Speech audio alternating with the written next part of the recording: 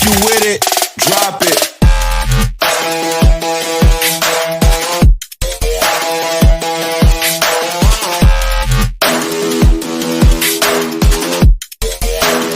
Hi guys, it's your girl Mantate. Welcome to another episode of the Mantate Show. This is a weekly podcast where I basically talk about all things life, how I think about life, how the people around me think about life, but also how I do things. The idea of it is just to start conversations where we can learn from each other, but also begin to challenge each other from the way that we do things. So today we're talking about something very important. And I feel like this is becoming cliche. I say this every week. Every topic I bring to you guys is very important to me, but I also know that it's very important to you. So today we're talking about black tax. And I think a lot of you are familiar with that. If you're not, we're just gonna introduce you to it. So we're having a conversation about black tax because one, it's been a conversation that I've had like with friends, but also it's a conversation that I started having a lot with people that came to the UK to do their master's programs because there was a lot of like internal conflict around it. But also it's a conversation that I recently bumped into on Instagram. Someone explained it in such an interesting way. I was like, okay, we need to have this conversation. And I actually put out a call on my WhatsApp to say, what do you guys think around this? I just shared what I had seen on Instagram and I wanted people to let me know what they think about, the whole idea of black tax, right? And it was very interesting. And I think it's safe to say this is like one of the most controversial topics, and it's always going to be very controversial because I feel like there's no convergence. There's people that are like straight out like, if you don't believe in this, there's a problem with you. Then there are people that are like, oh, but we're trying to, So there's like two camps. I don't know if there's an in-between. So maybe in this conversation we'll figure out if there's potentially an in-between. But the topic today is black tax, right? So I'm gonna start from the conversation I saw from this lady on Instagram. I wish I'd saved it, but basically what she was talking about was I don't remember if she called it black tax, but she was speaking into the same thing. So she basically says that money should not flow upwards and never downwards. Like money should not be flowing upwards and not downwards. By that she meant that a lot of people are forced into spending their entire working life supporting everybody at home. And by that I mean like family, that's like their parents, their grandparents, their siblings, their cousins, whoever at home that needs to be taken care of. That's who they're taking care of. So she was saying that there's a lot of money moving upwards from a lot of young people, and these are young people that don't even have as many opportunities. They don't have jobs that pay that much. They're struggling to live in those crazy economies that we're in. So she was basically saying that a lot of the movement of the money is upwards, never downwards. And she was saying that the problem with that is you're creating a cycle of dependence. So she was saying that if all the money is always flowing upwards, it means that when you're older and you have children, you are going to have the expectation that your children will again push the money upwards and there's no money to go down. So what she was basically saying is that number one, she said that people should not feel obliged to give all of themselves, all of their resources, because they are told that this is what we do, this is who we are, right? Because she was saying that if it doesn't allow you to put aside certain resources, in the way that she put it out, she said that when you use your right hand to push the money upwards, you also need to use your left hand to ensure that there's a certain amount of resources that goes towards, saving, investing, or growing yourself. So it could be saving money in a bank, it could be investing in something, it could be buying your own property, it could be buying your own assets and things like that. So she was basically saying if the right hand is giving in this direction, you need to also give with your left hand. She was saying what you're doing in that process is one, you're honoring the people that matter to you because it's an important part of you. It's an important thing that you've decided to commit to. But on the left hand side, you're also acknowledging that the fact that you're a young person, you've got a future ahead of you, you're going to have children. So if you don't put aside a certain level of growth resources, it means that at the end of the day, when you're older, you're going to have children that don't have anything to start on. So at the end of the day, you're going to recreate that cycle where your kids are going to have to be giving you everything with their right hand and never having anything on their left hand. So I need us to understand this because it's so important. I thought it's so fitting of the normal conversation or the normal debate around this, because people tend to say like, oh, black tax is such an important thing, it's Ubuntu, it's who we are, it's culture, and people take care of each other, blah, blah, blah, all of those things. But I always think that this conversation of this is who we are, this is Ubuntu, comes from a place of not recognizing what the conversation is for the people that are, the victims. I'm gonna call them victims, but actually that's not a good word. Anyway, the people that are having to do this, paying of black tax. So I think the conversation that young people are trying to have around this black tax conversation this is interesting. I just say the conversation they're trying to have around the conversation. Crazy. But the conversation young people are trying to have around this black tax issue is a conversation one of, we are growing, we want to be able to see what our labor is contributing to. We want to be able to say, okay, 2 years later I've been working, this is what I've managed to do for myself. I want to be able to say 10 years later, what is it that I would have put aside in my journey of growth? What would I have been able to invest in, that allows me to know that for the future that I'm growing into, I'm set, my children are set. So the conversation that people are having is basically a conversation where they're saying, with what I have, allow me to be able to give you what I have within the means. And within means doesn't mean stretching myself. It should be that I'm able to put aside a certain level of commitment to my growth. And then whatever else that I have left, if I'm left with something, that's what I'm building into this, right-hand contribution. And there's a debate that normally comes with that as well. I saw it on Twitter, where people basically said, there's a lady that actually said, I would never have money set aside if my brother doesn't have a place to stay, or my brother doesn't have a job and things like that. Or I'll never live in a fancy house and my brother doesn't have a place to stay. I feel like that's a very different conversation, right? If someone doesn't have a place to stay, your brother or your sister, wherever, and you're living with them, I mean, that's the right thing to do, right? That's very basic. But I feel like the conversation here is, would you stretch yourself so much that, okay, you get $1,000 a month and then you take all that money, you give it through the right-hand contribution. I'm calling it the right-hand contribution, and not put aside anything on the left. I feel like as an individual, there's no growth there. Before your family, there is no sustainability for you.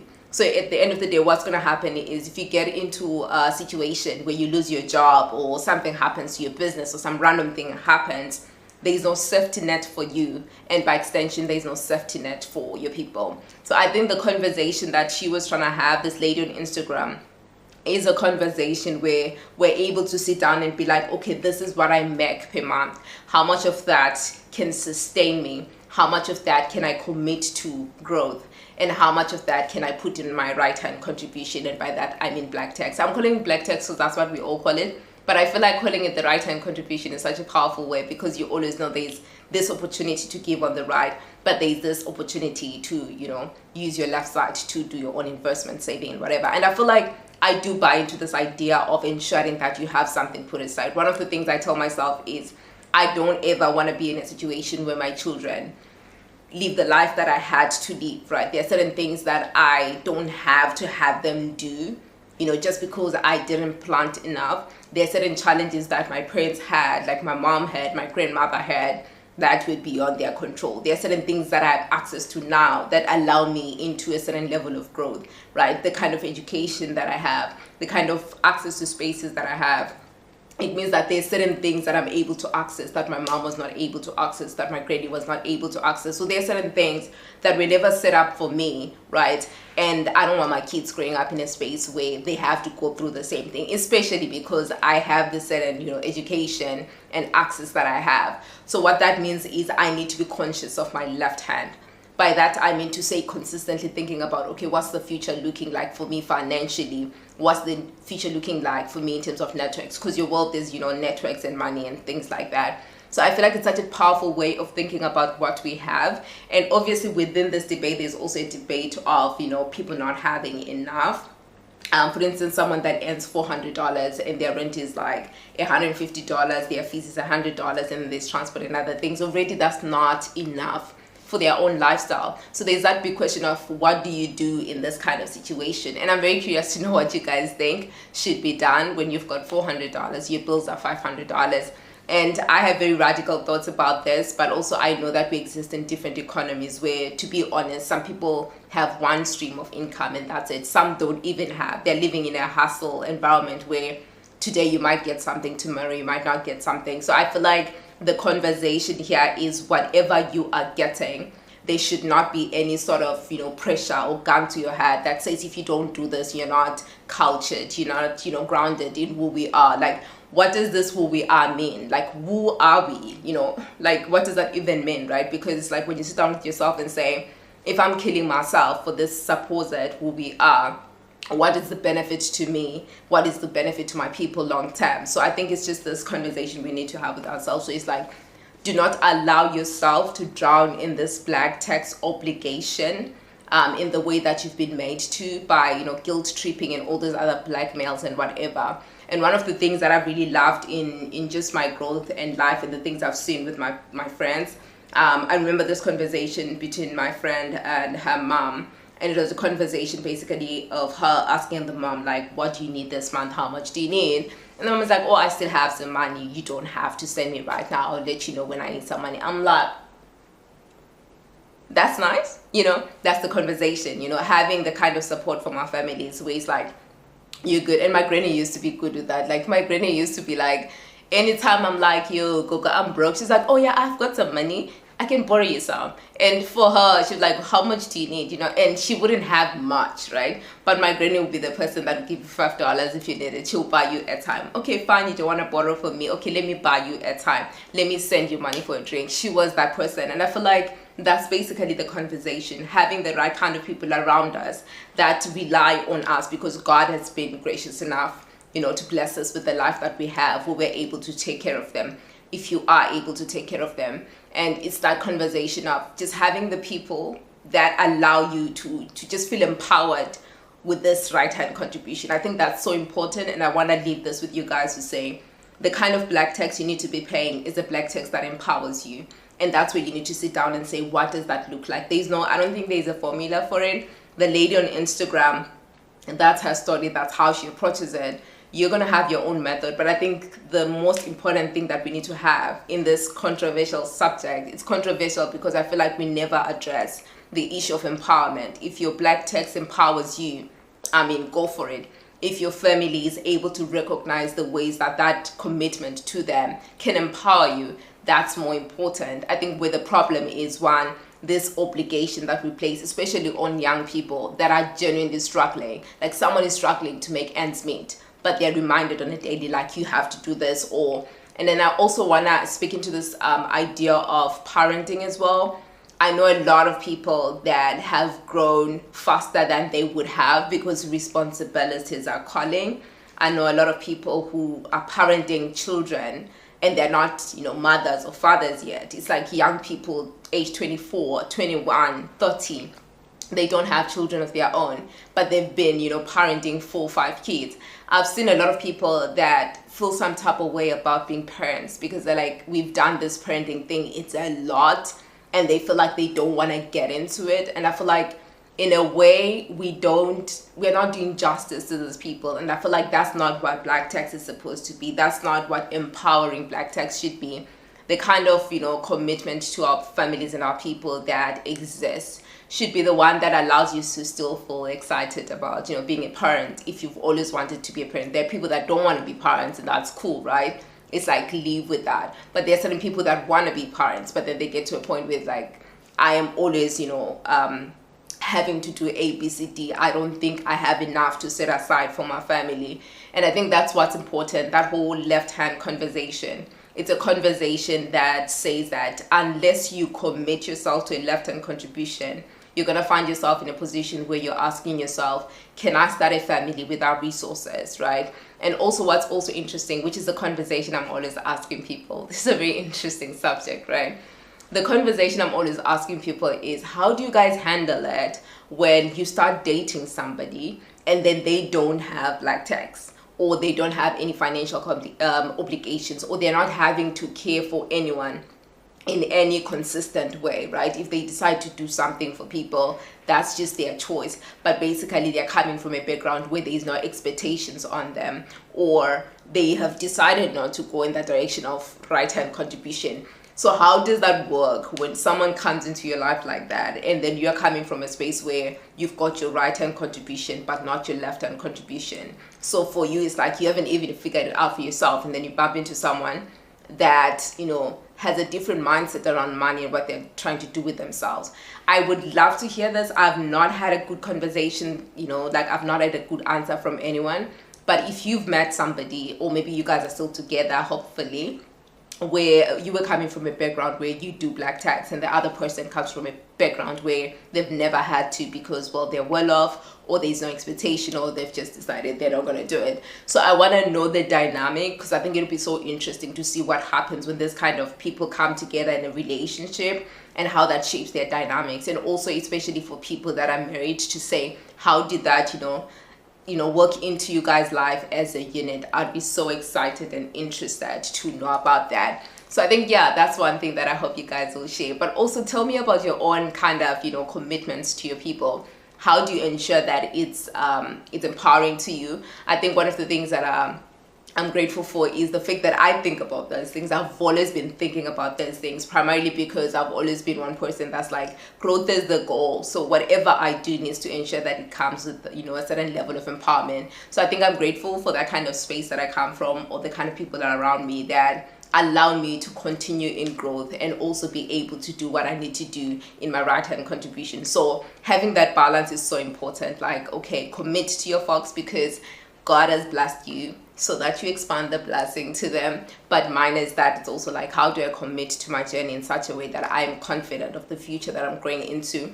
And so that one day, if I decide to be a parent, for instance, I can know for sure, like my kids, can rely on me when they need to, and that at a certain level where they start their own journeys, they start their own lives, they don't have to feel like they're obliged to take care of me, because I've set up systems that allow me to be taken care of. And that's the prayer. I mean, I'm very young right now, but I feel like as I grow, at some point I'm going to be older, and I want to be able to look back and not feel like I'm just extending a generational pattern that is not helpful, or something that's not going to help my child. Because I feel like being a child born into like starting at zero, it's not cool, guys. I think we've all seen it, and I don't think any parent wants that for their child, to say a child is born and they grow up and they go to college and they have no reference, they have nothing. So it's like they have to figure it out, get a job and start from zero. And then as they start from zero, there's an expectation that that's zero plus kind of just comes back to everybody. So I feel like there needs to be a certain level of understanding and support from families, but also a certain level of strategic thinking as an individual, to say no one is holding a gun to your head and say like give everything. But I think if they are, you need to make a decision for yourself. Choose something that really empowers you. If there's a gun to your head, if there's no gun to your heart, just be grateful that you've got people around you that are very conscious of this journey. And I feel like I've spoken about this in a sensibly balanced way, because I was trying to get to the people that are generally anti this conversation. I feel like I've seen too many people, especially online, that basically be like, oh, why are you guys even having this conversation? Like, you need to be having conversations. Anything important in your life must be thought about, must be discussed, because in discussing we get to see how we can think about our lives better and how we can grow better.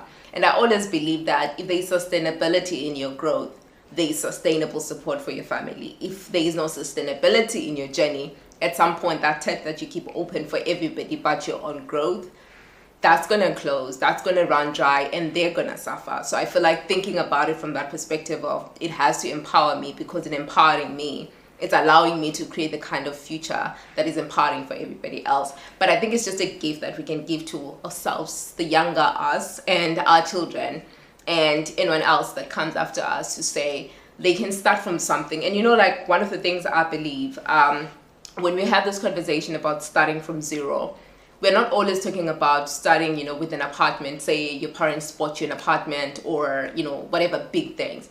Zero can be anything. Some people start from $1,000. Some people start from when their child gets married and they're able to offer them a fridge. They're able to offer them a car. They're able to, give them a stand. That'd be so nice, right? So imagine your child is starting a new home and you're able to give them that. Imagine your child just finished school, right? And they're starting in a new job and there's an apartment waiting for them. I feel like it's just those small, big things that really make a difference about where we start, and they reduce the pressure on young people as they start their lives, because this life be troublesome Okay, this life be hard for a lot of people. And also, all of this that I'm talking about doesn't exist in this, vacuum. I think we all understand that we're coming from different economies where some people genuinely don't have anything, some people have a lot. So I think our conversation about this whole black text thing sometimes gets influenced by that. People that have the means coming in to shape, distort the narrative and be like, oh, you've got to do it. If you're not doing it, you're not African enough, you're not cultured. Like, you'll just do you. Allow people to do that, which empowers them, because ultimately when they go home, they're on their own, they're not with you, and that experience that you have, good for you. But if someone else doesn't have the kind of resources that you have, you can't force them into a lifestyle that matches yours when they're not living the same life as you, they're not having the same job as you. So I think we need to be very conscious of that, and we need to be very considerate of how we think about some of those things.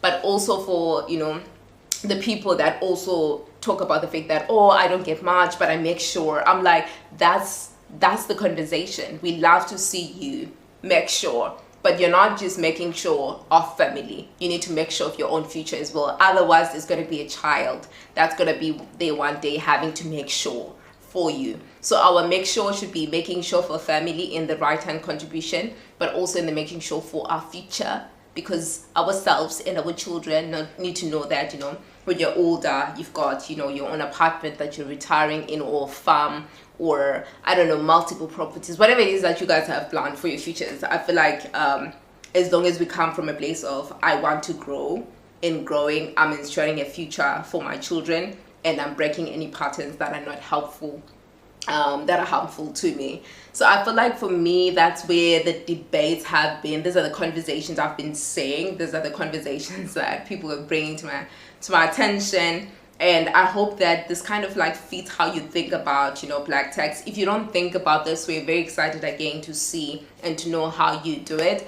And I think what's interesting as well about black text, and why I said earlier that I've been having a lot more conversations about this, especially since moving into a Western country and doing my master's there, because I remember there were instances where some of my friends would get like their scholarship money. So scholarship money with the cost of living in the UK can be very small, right? So someone would get their money every month, or in scholarships that give you like per quarter or whatever. They would get their money and then pay for their rent, and then a large chunk would be addressing problems that arise at home. And there's a lot of problems that arise at home. And I remember like the first day that we went to like our orientation at my uni, there was a guy that basically came in and said, during this year when you're here doing your masters, please tell people at home not to bother you, to not stress you, because you're a student, you don't have any money to send them. And I was just sitting there with my friends. I was like, the privilege to think that you can literally switch off the tab for certain families, because I'm like, there are people that genuinely rely on you. Like, if they don't get anything, that's it. You get like, there are situations where you're like, you are the person that supports everybody. It's your family that you left back home, your children, your partner, it could be your your parents, or whoever it is that you left back home. So when someone comes in and says like, just switch off this tab for 1 year, I'm like, that's crazy. That's very interesting. So I think the conversation that should have been helpful in that instance would have been, how do you strategically think about your contribution to family, seeing that, okay, this is the money that I have, and after I've paid my rent and my bills, this is what I have left. From what I have left, how do I ensure my left hand contribution to my growth, my saving, my investment, and how do I ensure my right hand contribution to my family? I feel like that should have been the better conversation, because there are people that genuinely can't switch off the tap, and that's very important. So I feel like sometimes some opinions about this that be like, yo, switch off, it's opinions that may not have the context as well. So I think the better conversation for me is, how do you think strategically about your resources and what you contribute to, the people that matter to you. So later in my year in that master's, I remember like having conversations with friends, and there were instances where like friends would like go for days without eating, and by that I mean to say they would only eat in events, they'd only eat like snacks that they find like when they go to class, or random things like that. And I feel like, because we never think about it that way, that a child in the diaspora in fancy universities is going hungry, there are families where, you know, the reliance on you is like 169%, right?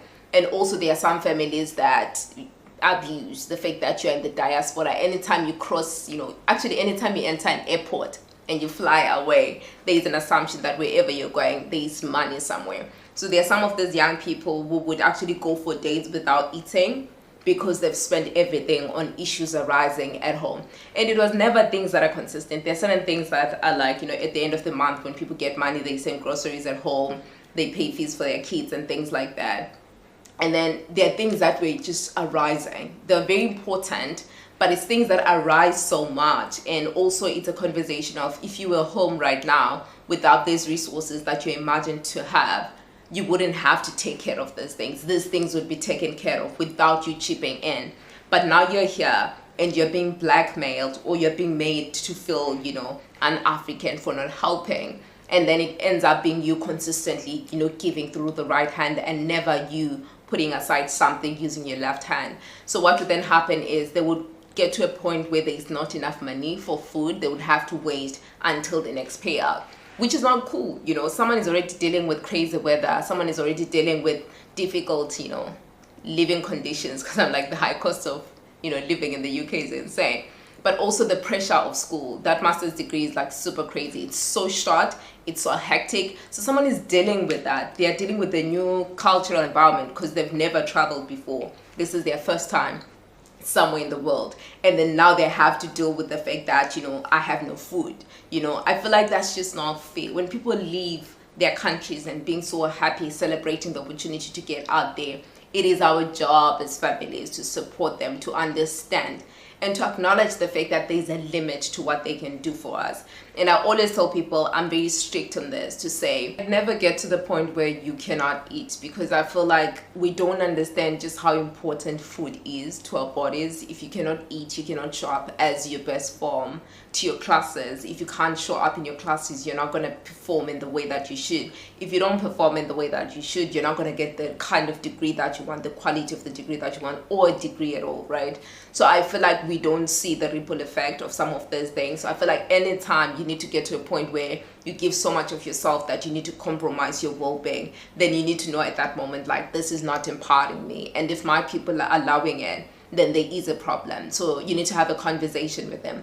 And I know for sure that there are certain people that don't actually have this conversation with their people because they feel like, oh, you know, I'm supposed to do this. You're not supposed to kill yourself to save other people. You're not supposed to kill yourself to do something for people. You're not supposed to kill yourself to look a certain way to other people. What's more important is taking care of you, because in taking care of you, you're able to continue in growth, and your growth will benefit those people. So I think it's very, very important, and that's something that I think for me was very sad to watch, because I mean, these are people that are brilliant, these are people that work so hard, but they get to these levels where it's so bad. But that's just because, one, there's no conversations with their folks. Number two is their folks not understanding. Number three is the sense of obligation. So sometimes what kills people is a sense of obligation, like, I'm supposed to do A, B, C, D.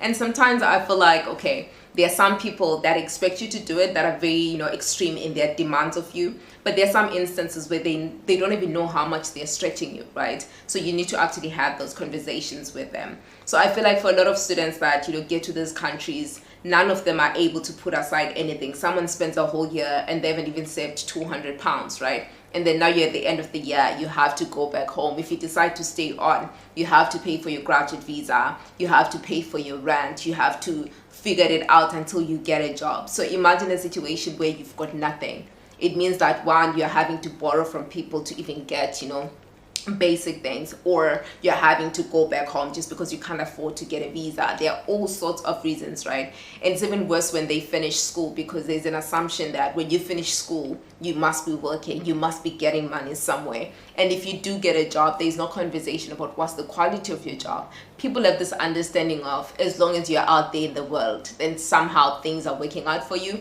You do have the resources, so please send us. So I do think that we need to be very conscious, and I keep saying we need to because I feel like it's all of us. We never see just how we're contributing to that. Our friends going through the most, and we don't get to know that. We're not having conversations with each other about those things, so that people feel it's safe enough to, let you know, like, right now I'm struggling because of ABCD. I don't know how to deal with it.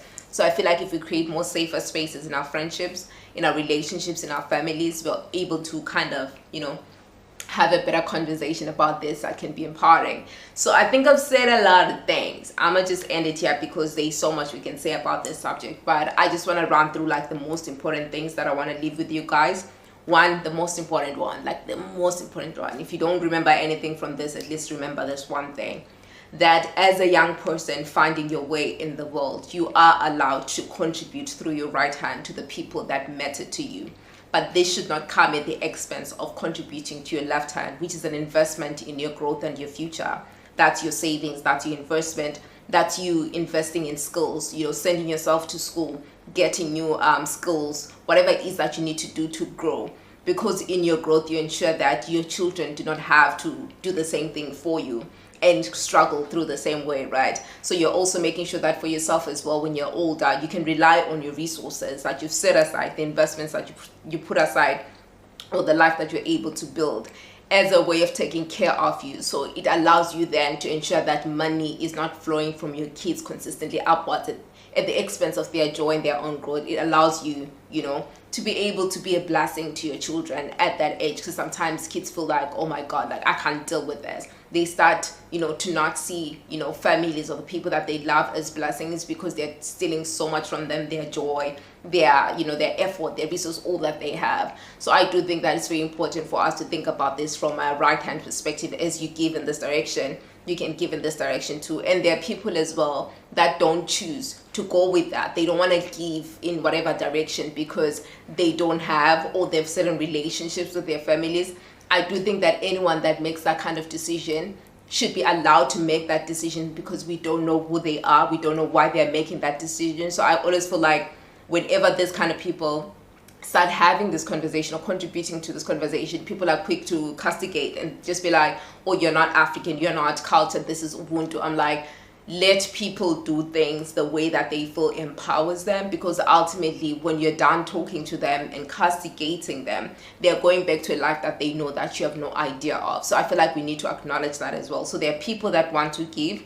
In your giving, remember to give strategically, ensuring your own growth. And for the people that are not giving, do what you think is best, as long as it's empowering to you, because empowerment looks different for everybody. People have different relationships with their families, and I feel like we need to just acknowledge and honor. We need to acknowledge and honor that. So those are like the most important things: giving in the right and the left, and then also acknowledging and respecting people's decisions about choosing to give in whatever direction, but also just thinking into the future, like our children, the future selves. When you're older, how do you want your last decades to look like? What kind of life do you want for yourself? Part of that is thinking about how you strategically commit to your people and commit to your own growth.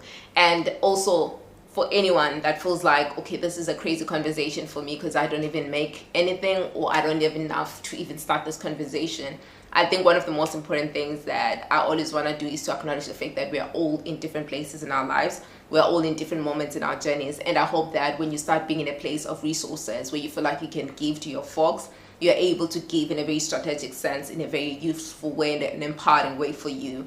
In this moment, if you feel like you can't do it and you genuinely can't do it, I feel like that's okay. I don't want you to feel any sort of guilt. If anyone's ever made you to feel guilty, I hope you unlearn that guilt today, because you're not supposed to feel guilty for anything that threatens your joy, your peace, and your growth, right?